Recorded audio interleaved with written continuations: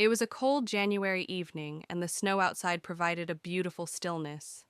Inside, the roaring fire cast a pleasant glow over my living room walls. I'd been living alone for the previous 5 years after my marriage ended in tragedy. My husband's deceit left deep scars, but I was able to rebuild my life. A life defined by freedom and the delight of parenting my adopted child. James, my pride and joy, was now 26, married, and seemingly settled. His regular visits added warmth to the house. His presence had always emanated warmth and enthusiasm, but tonight seemed different. As soon as he stepped through the door, his usual carefree grin was replaced with a heaviness I couldn't identify. Sitting opposite from me, he seemed to carefully ponder each word before speaking. Finally, he exhaled deeply and ran his hand through his hair. "Mom," he replied, his voice shaking slightly. "There's something I need to tell you." The firelight flashed in his eyes, revealing his inner turmoil. I leaned forward, my chest contracting.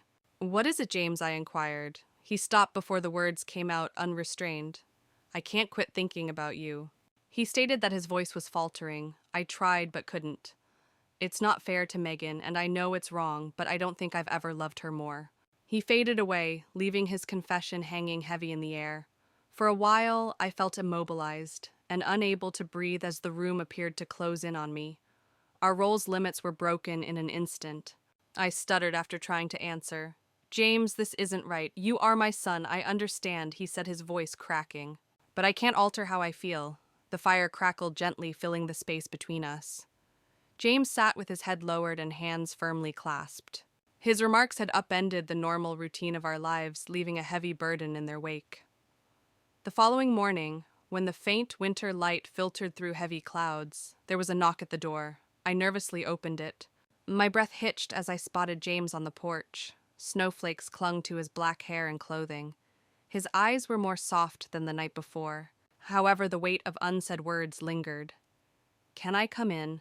he questioned anxiously, keeping his voice low. I stood aside, wondering what to say, as he slung a little knapsack over his shoulder.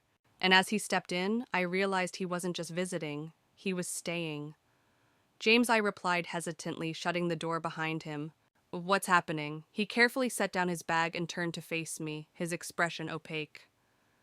"I only need some time," he said simply. "Megan is staying with her family for a few days to clear her thoughts." I didn't know where else to go. My impulse was to say no and send him back to his own life. But the vulnerability in his eyes made me halt. Against my better judgment, I nodded. "Just a few days," I responded firmly. "Thank you despite my lack of belief." He whispered, his shoulders relaxing as if relieved of a heavy load. As the day proceeded, I became more conscious of James's presence. He'd always been watchful, but now his motions were purposeful. He insisted on doing housework and asked me to relax while he washed the dishes. He brought in firewood, carefully arranging the logs, then went to town for supplies, returning with my favorite tea and chocolates. He avoided discussing the previous night's conversation, and for a time, it was easy to pretend everything was normal. But it wasn't. His movements seemed deliberate, as if he was striving to demonstrate something, and the way he looked at me, gentle, inquiring, and steady, sapped my determination. That evening we sat together in the living room. The fire created flickering shadows on the walls. James had cooked supper, a simple but hearty stew, and served it to me first. Sitting opposite from me, his hands were curled over his bowl. He interrupted the stillness. "Thank you for letting me remain," he said. "I realize that it's difficult. I admit that I am keeping my eyes downcast, but I'd want to assist you if I can. You've always helped me." He proceeded to speak full of intensity. Even though I hadn't known I needed it, I glanced up, my heart skipping a beat at the intensity of his stare. There was no evidence of the boy I had raised. This man's feelings were raw and sensitive. I hastily turned away, feeling exposed beneath his searching gaze. After dinner, he recommended we watch a movie. Reluctantly, I agreed. We sat at opposite ends of the sofa, the space between us both comforting and terrifying. Despite my best attempts to concentrate on the television, my thoughts distracted me, drawing me back to the circumstances that had led us here. The first time I noticed anything weird, it was subtle, a hug. "Goodbye," that was a little too lengthy. His hand brushed across mine more deliberately than it should have. Then there were the stares that lingered just a minute too long, and the praises seemed more intimate than casual. At the time, I rejected it. We ascribed it to our long-standing familiarity. But now as I look back, I wonder how I could have been so blind. When the film ended, James turned to me. His expression was gentle yet inscrutable. "Are you okay?" he asked softly. "I'm all right," I lied. My voice hardly rose beyond a whisper, just fatigued. He nodded, keeping his stare set on me before rising to fetch the empty cups from the coffee table. I noticed him go toward the kitchen. His familiar presence worried me. That night as I lay in bed, he took over my thoughts. His quiet attentiveness, his kindness. Everything seemed different now, as if every gesture sent an unconscious message. My mind raced with questions I couldn't answer. When I finally fell asleep, I had the uncomfortable realization that my feelings were no longer as simple as I had imagined. The following morning, James was already standing next to the stove, holding a cup of coffee. When he saw me, he smiled, and the warmth in his eyes caused my chest to clench. "Good morning," he said quietly. "Good morning," I said cautiously. "Breakfast is nearly done." He continued, pointing to the pan on the stove. "I thought you might use a break." I sat at the kitchen table, watching him move with a natural but disconcerting ease as if it were his home, his life. In that moment, the weight of everything left unsaid bore heavily on me. He placed a dish in front of me and sat across the table, his face kind but probing. "You've been silent," he said after a time. "Are you sure you're okay?" I hesitated and chose my words carefully. "I have carefully considered everything I have stated." He nodded, his gaze never leaving mine. "I agree." The quiet between us was weighted with unsaid realities. I wanted to urge him to stop, and go back to the life he had built without me.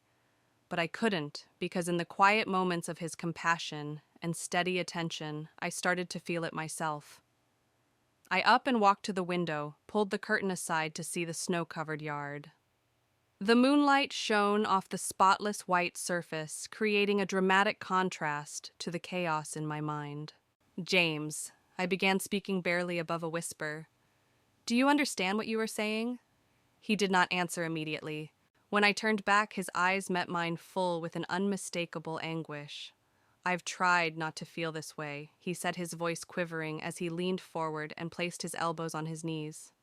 "But every time I see you, every time we talk, I am pulled to you, and I have no idea how to stop it." I collapsed into the armchair beside the fire, clutching the armrests as if they might support me. I replied firmly, "You are my son. I raised you and I cherish you, but not in that manner."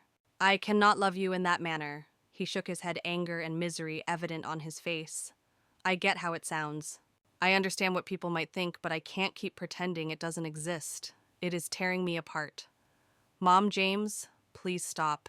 I interrupted, my tone which became harsher. "You have a wife. You live a life that does not include this. You made vows to Megan. Do you know what you're risking by telling me this? I understand." He sobbed, his voice rising. "Don't you know I've been laying awake at night for months trying to convince myself it's just a dumb crush? There looks to be some ambiguity, but it is not." He wiped his palms over his face, his distress visible. "It's not going away." I swallowed hard, hoping to quiet the flood of emotions inside me. I'd been through sorrow before, but this was an entirely other type of anguish, one I couldn't grasp. I eventually murmured anxiously, "You need to leave. You should go home and see Megan." He stared at me as if I'd punched him. "Leave it as that. You want me to pretend I didn't just reveal my heart to you?" "Yes," I said coldly, despite my inner distress. "'Cause there is no room for this in our lives. You expressed it yourself. It's incorrect. It is not something we can modify, debate, or enjoy. You should depart." He rose slowly, the firelight throwing shadows over his face. For a moment he resembled the kid I had raised, the one who would cling to me after nightmares. But then he became a man with feelings and wants that I couldn't reconcile with my role in his life. He murmured quietly, "I'll leave." But it doesn't stop there. These sentiments will not go away just because you want me to go, and I doubt they ever will. I closed my eyes as the door slammed shut behind him. His footsteps echoed across the hardwood floor. My chest tightened and my thoughts raced. The days that followed blurred together as I immersed myself in work and errands, hoping to distract myself. But no matter how busy I was, James's comments bothered me. I repeated our conversation, dissecting every touch, look, and gesture that may have led him to believe we shared more than simply motherly devotion. Late one night, the phone rang, and I hesitated to answer. "Hello," I said. "It's me."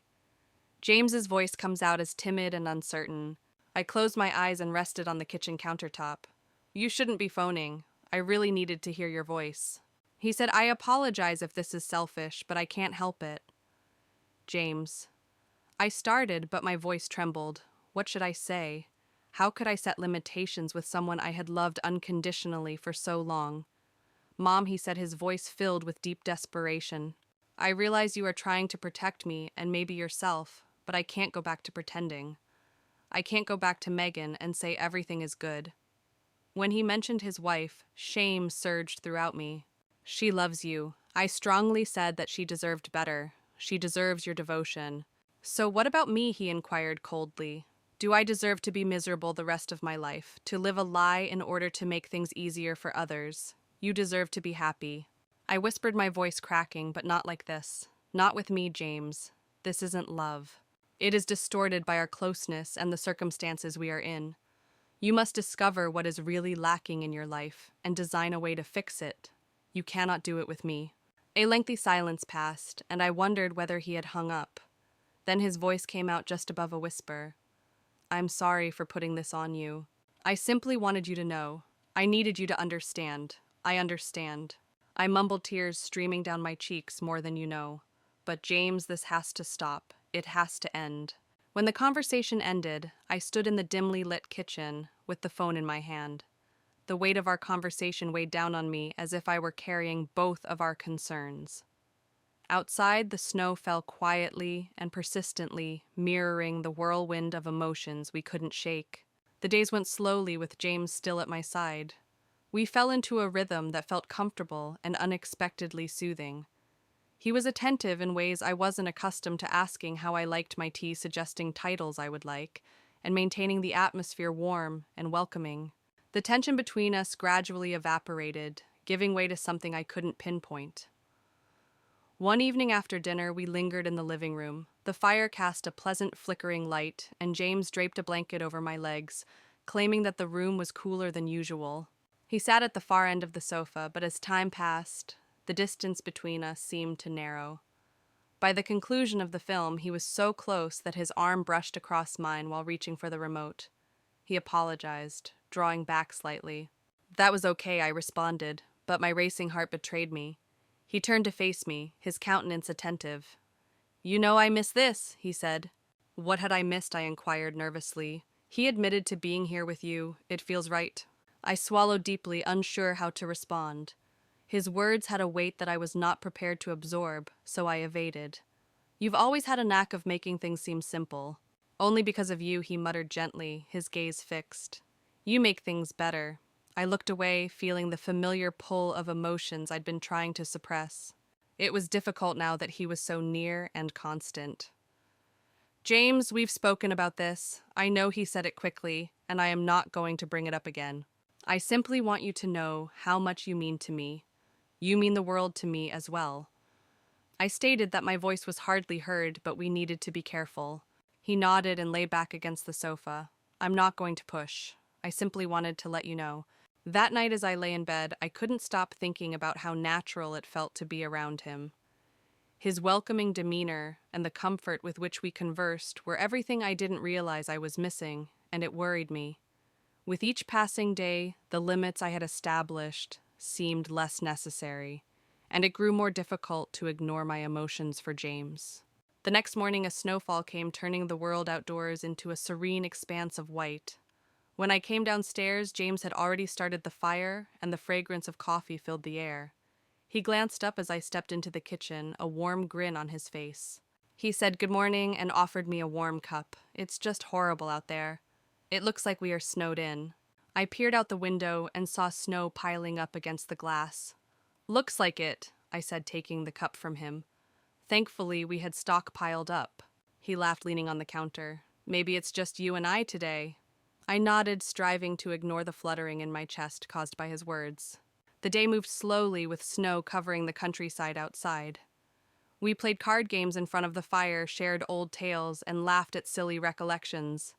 We felt like we were in a bubble cut off from anything else. By twilight, the storm had increased, and electricity flickered briefly before shutting out altogether. Soon after the generator started, James muttered firmly in the sudden hush, "I'll grab the candles." He returned with a handful of candles, their gentle glow casting a calming light. The fire blazed around the room, creating an intimate and almost magical atmosphere. I sat on the sofa, watching him arrange the candles on the table. When he turned to face me, there was something in his expression that I couldn't place. "You okay?" he inquired while sitting next to me. "I'm okay," I said, my voice trembling. He reached for my hand, and his touch was warm and firm. "You do not need to be scared. I'm not afraid." I lied. "You are," he said politely. "I can see it." I looked down at our hands, his fingers intertwined with mine. "James, this isn't correct." "Who determines what's correct?" He queried, his tone calm yet eager. "How about the world, other individuals? Or us?" I didn't have an answer. All I knew was that the line I'd drawn was fading, and the warmth of his palm on mine made it hard to recall why the barrier existed in the first place. "I need time." I finally spoke, my voice barely audible. He nodded and released my hand. "Take as much time as you need. I'm not going anywhere." That night while the snow fell, I stood outside his room. I had no clue what had brought me there, other than that something significant had happened between us. The door was slightly open, and I could see him sitting on the edge of the bed, staring out the window. "James," I said gently. He turned to meet my gaze, his look a combination of astonishment and adoration. "Hey," he replied. I hesitated, my heart pounding. "I wanted to check in on you." "I'm fine," he mumbled, leaning closer. "But are you—" I shook my head as tears welled up. "I don't know. I don't know what to feel, or how to stop feeling it." He put out his hand and delicately brushed it over my cheek. Then he muttered quietly, "Don't stop, just feel." I closed my eyes and leaned into his touch. For the first time, I let myself confront the reality. I didn't want to push him away. I did not want to resist what had evolved between us. As his arms closed around me, holding me tight, I felt a feeling of peace that I hadn't felt in years. The snowstorm raged outside, yet everything inside seemed tranquil, calm, and orderly. The storm lasted many days and turned the globe into a frozen wasteland. The inside of the home got warmer and cozier, as if time had stopped. James and I moved through the days in a manner that seemed natural. Even if our unsaid feelings were unusual, I tried to convince myself that our connection was simply temporary and created by our solitude. But deep inside, I knew better. Every giggle, long gaze, and brief touch we shared pointed to something definite. We had tea in the living room one evening while the fire was dying out. I was curled up in the corner of the sofa, a blanket thrown over me, and James was stretched out close to his head, resting on the back of the couch. The quiet seemed both lovely and charged, like the calm before a storm. "You've been quiet," he said softly. "I'm simply tired," I said. However, it was not the complete truth. Tired with me, he imitated his grin with mischief. I shook my head, smiling faintly. "Never." His grin vanished, leaving just a look of calm purpose. "I've always respected your strength," he remarked. "Even after all you've been through, you've never let it break you." A knot developed in my throat. "I need to be strong," I said gently, "for both you and myself." "And now," he asked, his voice lowered, "do you ever allow yourself to be just you?" His question caught me off guard. I averted my sight as the weight crushed on me. I confess that I don't know how. He drew closer, his presence strong and anchored. "He said that you don't always have to be strong, not with me." I gazed at him, my heart tearing at the honesty in his eyes. "James, I don't know what to do with this," I mumbled, my voice shaking. "I'm not sure how to make it go away." "Perhaps you don't have to," he said quietly. "Maybe it's not intended to go away." I shook my head, tears spilling down. "It's not meant to be like this." "Why not?" he queried, his voice calm but insistent. "Who decides how things should be?" I opened my mouth to answer, but had no words. My long-held logic seemed hollow in the face of his calm certainty. When he reached for my hand, his touch was warm and soothing, bringing me back from the edge of my racing thoughts. That night, as I lay in bed, I could not stop thinking about what he had said. His voice was soothing, and he looked at me as if I were all that mattered. It was unlike anything I'd ever encountered. It terrified me, but also pulled me in. When the storm was over, the world outside had altered, covered behind a blanket of snow. The roads remained impassable, and the home continued to act as our refuge. James and I returned to our daily routines in an unusual manner. Our connection is progressing in ways I never imagined possible. One day, as I stood by the window, watching the snow melt in the soft sunshine, I felt him approach. His presence was comfortable and relaxing. He said nothing at first, just stood there. His warmth spreads through me. "Isn't it beautiful?" he ultimately spoke with a hushed voice. "It is," I answered with my breath wetting the glass. He stopped before speaking again. "You know that you have always been my home. You've always been there for me no matter where I was or what I did." I turned to face him, heartbroken by the vulnerability in his eyes. "James, I'm not asking you to say anything," he interrupted suddenly. "I just wanted you to know. You don't have to feel the same way, but I want you to know how much you mean to me." His words hung thick in the air. I studied his face, seeking for something I couldn't place. When I couldn't think of anything to say, I grabbed his hand and gripped it firmly. Something shifted in our relationship that evening when we sat by the fire. The boundaries that had previously been impenetrable now seemed feeble, even non-existent. I didn't pull away as he drew closer, his eyes riveted on mine. "I do not want to lose you," he said quietly. His voice was full of desperation. "You won't," I murmured quietly, my voice trembling. "However, it is not that straightforward." "I don't mind if it's not easy," he said, brushing his fingers against mine. "I simply care about you." His words crushed something within me. Before I could stop myself, I leaned forward and put my forehead on his. We lingered there for a minute, the world fading away until just the sound of our breathing remained. "I'm not sure where this is going," I continued, my voice barely audible. "But I can't keep pretending," he smiled softly, a sorrowful grin. "You don't have to." As he took me into his arms and hugged me like he'd never let go, I felt strangely serene. Whatever this was, or may become, it was ours.